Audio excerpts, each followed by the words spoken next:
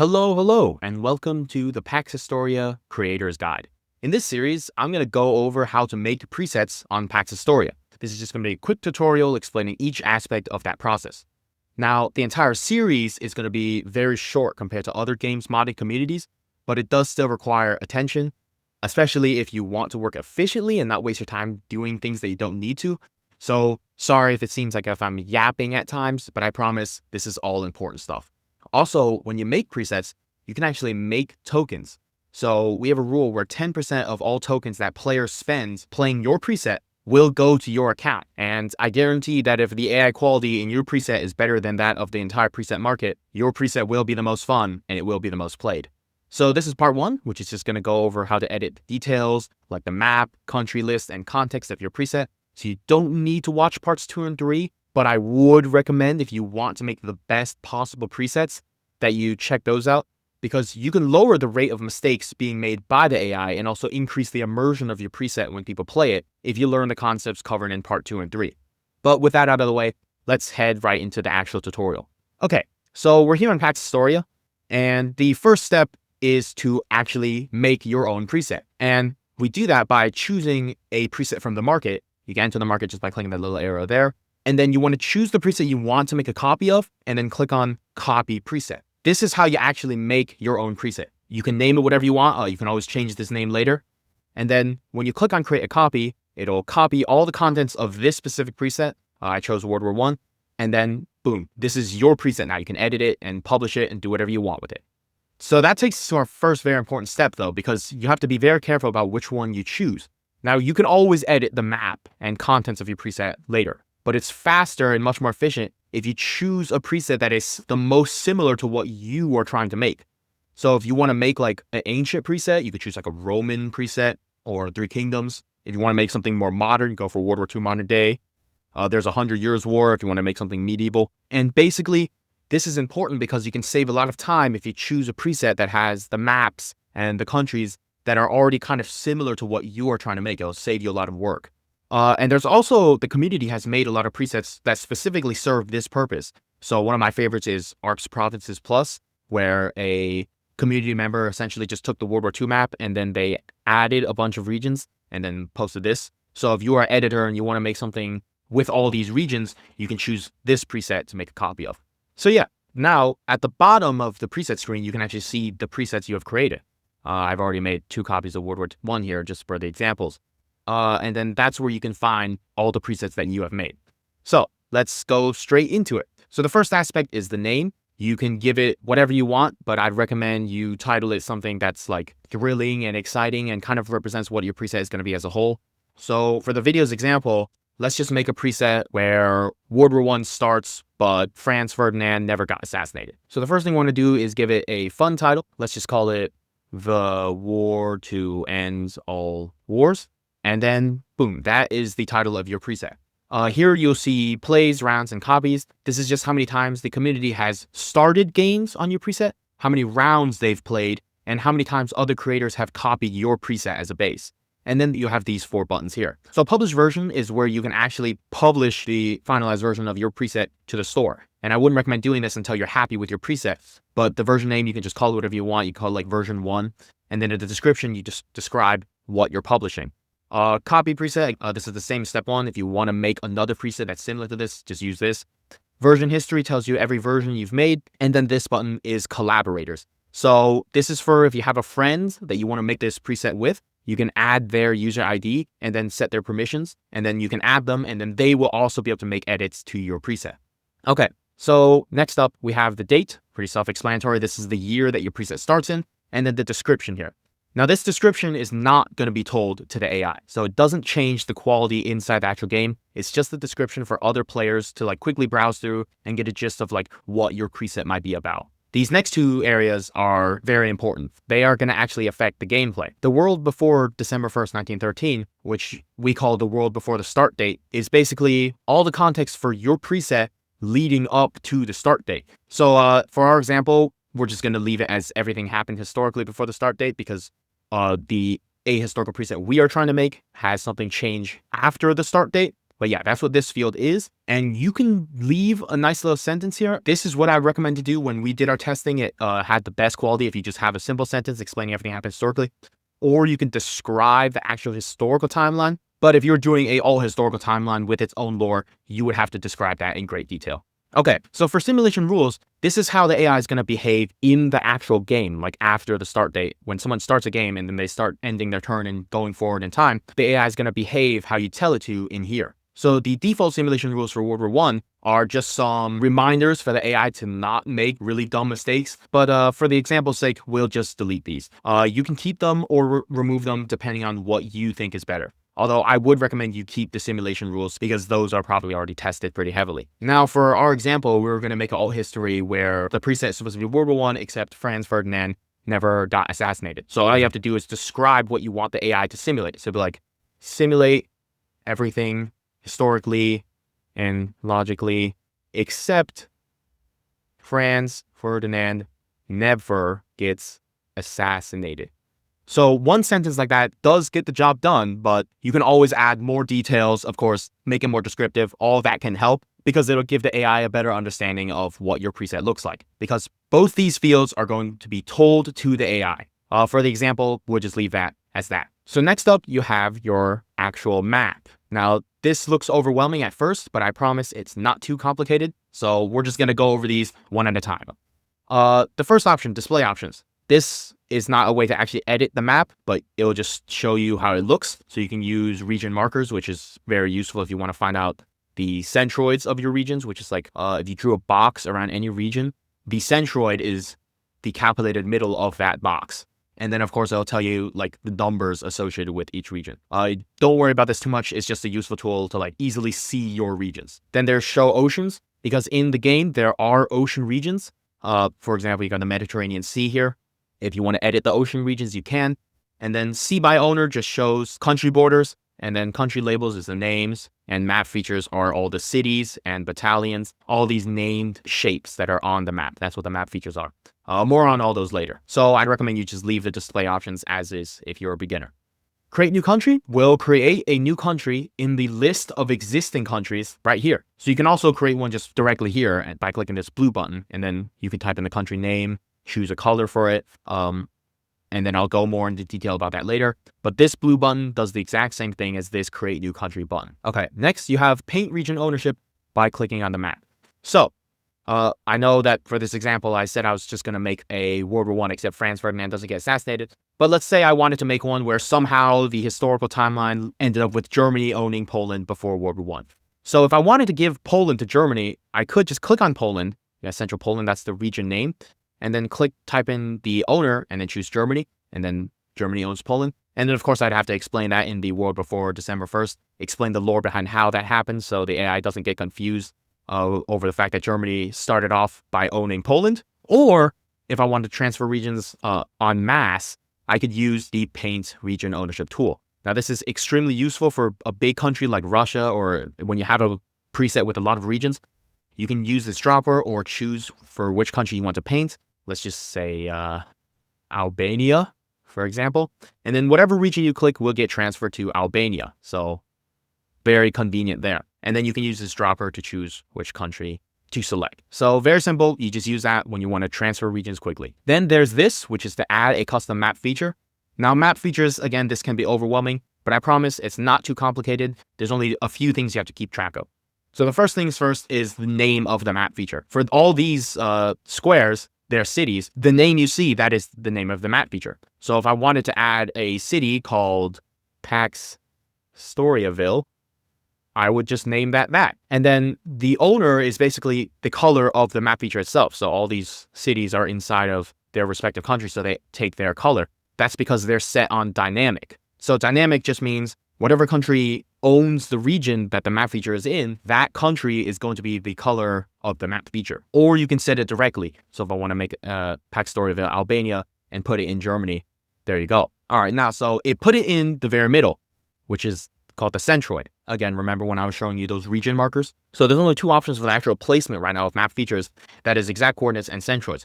So if you want to choose a coordinate, you would just choose coordinate and then click on wherever you want the map feature to be. Here you can change the shape, so you can do whatever shape you want. We personally like using squares and diamonds as our cities. We use diamonds for the big cities and then squares for small and medium, but you can do whatever you want. The label is just a placement of the actual label itself, pretty simple. And then the scale is the size of the map feature. So I can make it really big or I can make it like really, really small. Okay, so that's basically the regular gist of map features, and you can use this to make whatever you want. And then lastly, something you have to keep track of when you're making map features are the tags. So normally tags are just for organization, but for map features, there's 2 tags that you have to keep track of, and that is the city tag and the battalion tag. So if it has the battalion tag, it's registered as an army. So if I wanted to make an army called German Army Group 1, then I would only have the battalion tag. But if I made a city, I would need to give it the city tag. And this is important because battalions are fed to the AI, and cities, they're not fed to the AI, but you still need to give them that label because there are some mechanics in game that rely on this. So yeah, just make sure you don't make cities with the tag battalion or battalions with the tag city. That will really confuse the AI. And when you're making battalions, ideally you would just make them centroids because the AI likes to move battalions around, and it cannot. The AI is too dumb to handle coordinates. It just has to make an actual centroid. So you want to make battalions, you would have to just make centroids. So those are map features. And then next you have these 2, which are they say they're advanced, but they're not too hard to understand. Okay, so this one is the option to import map features from a separate preset. You have to import it from a preset that you own, so I wouldn't worry about this if you're a starter. But all it does is it takes all the existing map features of a preset. So you see all these cities that are on the World War I preset. It'll take all those map features and then import them to whatever preset you're importing them into. So this is useful if you make a preset that doesn't have any cities. Maybe it's set in like the 1800s, so most of the cities would be the same. So you don't have to manually go through and place every single city down yourself. You can just import it from like the World War I preset. And then this feature is just another filter. You could set it where it only imports the cities or it only imports the battalions from World War I. And then lastly, you have the batch edit map features. So this, you just choose every map feature that has the following tag. And this is why it's important to have organized tags on your map features. As of recording this video, I think this tool is actually broken. But basically what it allows you to do is select all map features with a specific tag. So if I wanted to edit all the cities at once, and then it will allow you to apply a change to all of them at once. So if I wanted to make all the map features Albanian and massive, I could apply that, and there you go. It's going to reset because that feature is not working right now, but it should work by the time you're watching this video. Okay, and then lastly, you have the actual ability to edit the map, which we're going to come back to because it is a pretty big endeavor, but it's not that complicated, I promise. If I can do it, you can definitely do it. For now, let's just quickly go over the rest of the features of a preset. You have your country list, pretty self-explanatory here. You can make whatever country you want. Countries do not have to own regions to exist. And of course, you can change their color to be whatever you want them to be. Clicking this button here will give you the ability to choose whatever color you want. And then you have other features like tags and regions owned. Now, country tags are actually fed to the AI. Now, the important thing to note are additional names. Now, this exists because some countries go by multiple names. For example, the United Kingdom goes by England and Britain. Well, you would have to add those additional names because sometimes the AI gets confused and it will refer to a country such as the United Kingdom as England. And the code doesn't know to assign England to United Kingdom unless you add it as an additional name. This heavily increases AI quality and it lowers the chance that it makes mistakes. And it's also useful for organization. So make sure you get all the possible additional names. So like Russia could also be Russian Empire, etc., etc. Finally, at the bottom, you have the prompts and the advanced settings. I'm not going to go over those in this video, but just know that they are there. And then you have the comment section of your preset. With all that said, we're going to go into map editing. But that is all of the features of a preset. And if you want to make your own preset, that's pretty much all you need to know. Now for the map editing. So on your preset, if you want to change the existing regions, you have to click on this purple button called Edit Borders. And when you click on that, it will take you to this really fancy screen that allows you to edit the regions. I know this looks like a lot, but don't worry, we're going to go over all of them one at a time, and they're not that complicated. Again, if I can do it, you can definitely do it. You'll just get used to it over time. Okay, so the first thing you should know is the Select Regions button. This just allows you to click on regions and it will tell you the details about them, their owners in your preset, their name. You can edit this in the actual preset editor. You don't need to be on this screen to change these. the point of this tool is to allow you to actually change the borders of the regions or make new regions if you want. And we're going to go over all the ways to do that. So the first thing you can do is just directly draw a new region. So when you have a tool like this selected, in order to draw a new region, you just click on the first vertex. It should automatically snap for you. And then you got to click individually on each.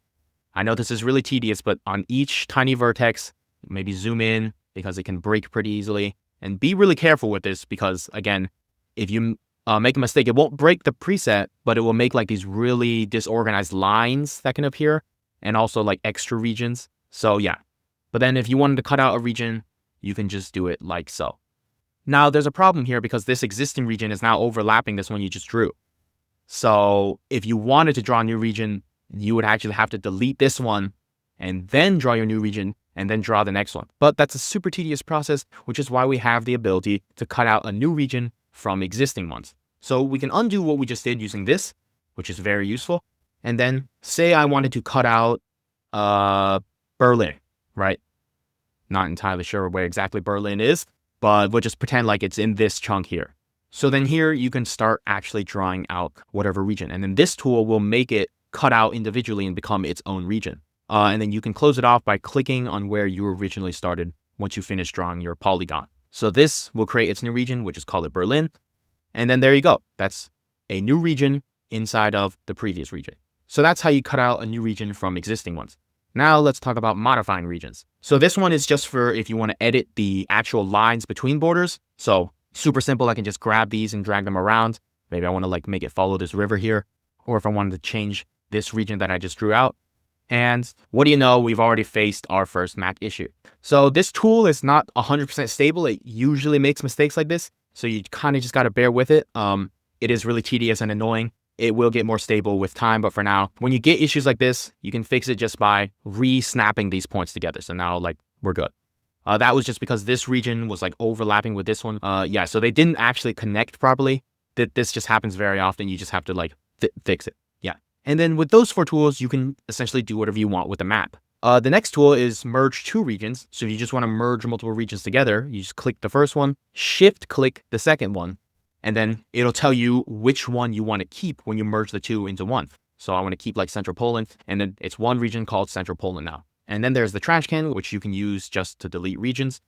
But if you do this, it's just going to leave an empty spot here. There should never be an empty spot without any regions on it, unless you're specifically making a preset where it's like that region is inaccessible. By no means will anyone ever be able to get to that region. Something along those lines. But I'd recommend you just make a region for it because this kind of stuff can look disorganized. But it depends on what your taste is.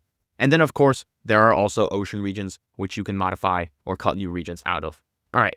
And there's one more feature when it comes to the actual regions in the map editor. So when you click on a region to change, there is a type that is land, coastal, ocean, or strait. So this option is here, but what you should do is just leave all the land regions as is. Don't change the type that all these land regions are. All you have to do is set the ocean type. So if you want to add more ocean regions, make sure you change it to the proper ocean type. And then there is another region called a strait. So that's a region like the Suez Canal. Make sure that if you make a region like this, you call it a strait. So the reason why you have to define ocean regions but not land regions is because the code actually uses ocean regions to figure out what regions are coastal and inland. And by the way, the land region means it is not touching any water, and coastal means it is touching water. So Bolivia here, that is landlocked, so it's a land region. So those are just important details for the animations when battalions move around. So if you make a new region that's a land region, you don't have to set it manually because it will automatically be calculated by whether or not it is touching an ocean region. But you do have to set ocean regions if you create a new ocean region. Or if you create a new strait, for example, at the Strait of Malacca here, you have to also call it a strait. And there's a couple reasons why this is important, and I'm going to go over those quickly. So straits and oceans don't serve too much gameplay mechanic differences. And the reason for that is because we don't have that many gameplay mechanics at all right now. But one useful thing you can do is actually connect a bunch of islands with a strait region. So here we have the Philippines, right? Now in game, you're going to see labels because we have to calculate labels per block of land region. It's going to be saying Philippines here, Philippines here, Philippines here. The name is just going to be stretching across every single individual island. Now that isn't that big of a deal. You can leave like that. But if you want it to be nice and clean in your preset, what you can do is make a strait region. So I'll just make this here.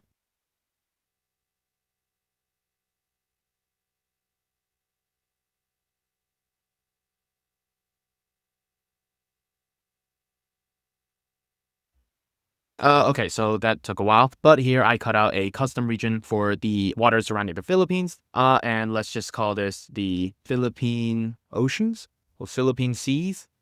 And this is where the strait type comes in handy. So when you make a strait, and then you make it owned by the country that owns the island regions that the strait is connecting, the label is going to spread across the entire thing.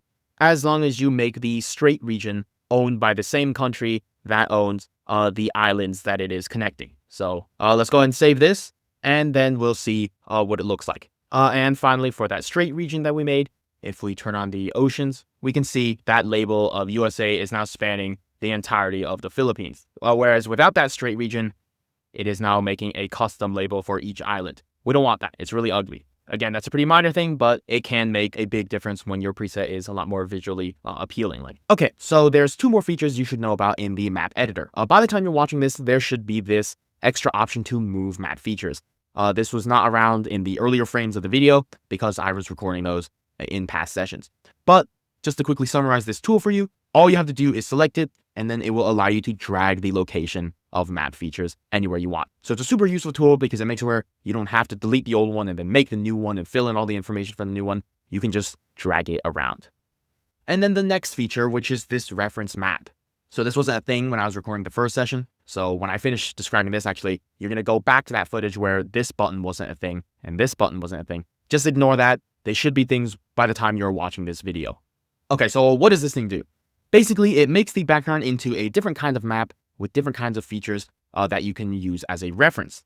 So one of the options we have is the terrain feature. If you choose terrain, what do you know? It shows you all the terrain in more detail and also some of the major cities. There's also borders.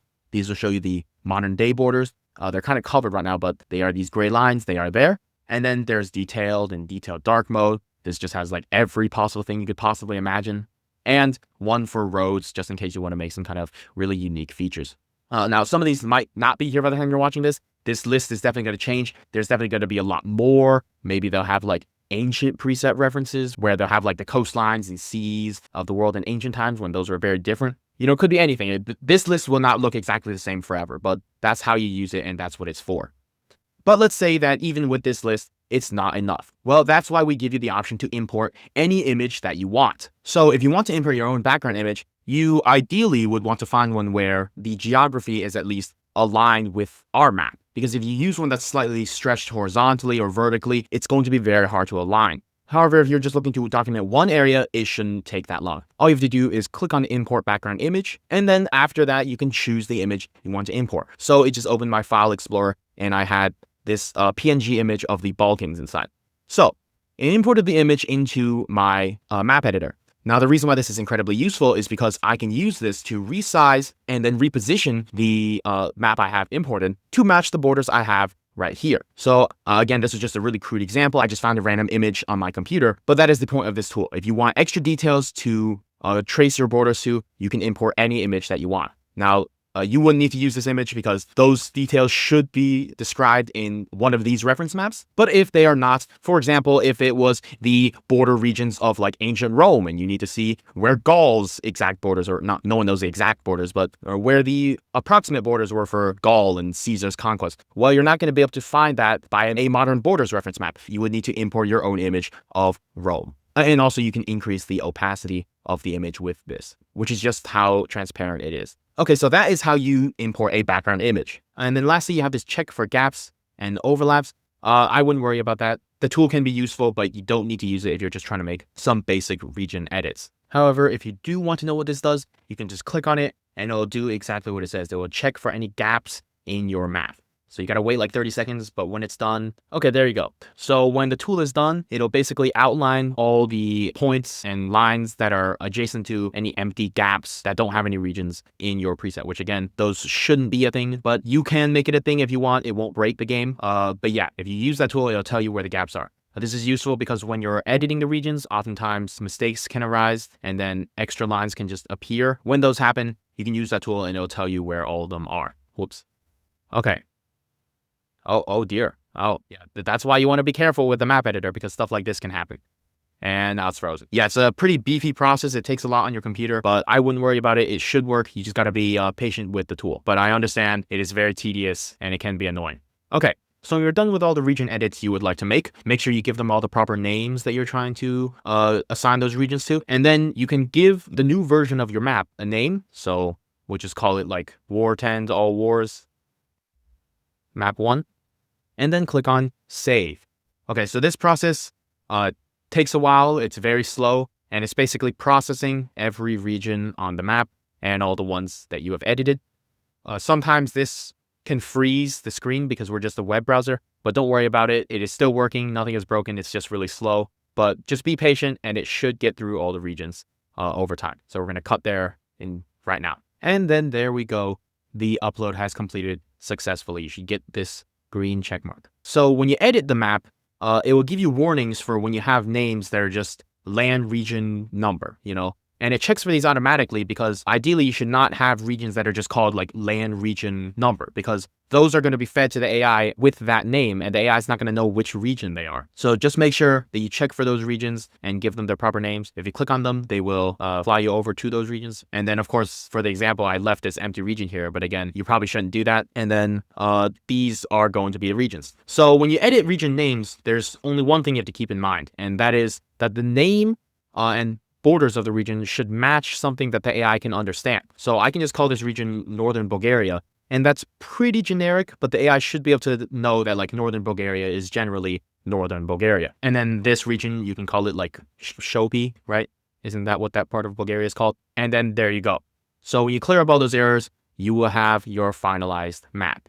And then of course, use your tools to assign the new regions you have made to the correct countries. And then again, this is an area without a region, which I would not recommend that you do. And when you figure that out, that is essentially all you need to know when you're making your own preset. If you understand all the features that I've explained to you in this video, you will be set to start creating and editing your own presets on a fundamental level. So I say that because there's more advanced details that are pretty complicated, but they're not that complicated. You can definitely learn them if you just watch the tutorials. But yeah, if you want to edit a preset, this is all you need to know. And then the last step before you actually go to publish your preset would be to test it. Now, you don't have to do this, but I recommend you do so to make sure nothing has broken. And then you can start testing the actual preset.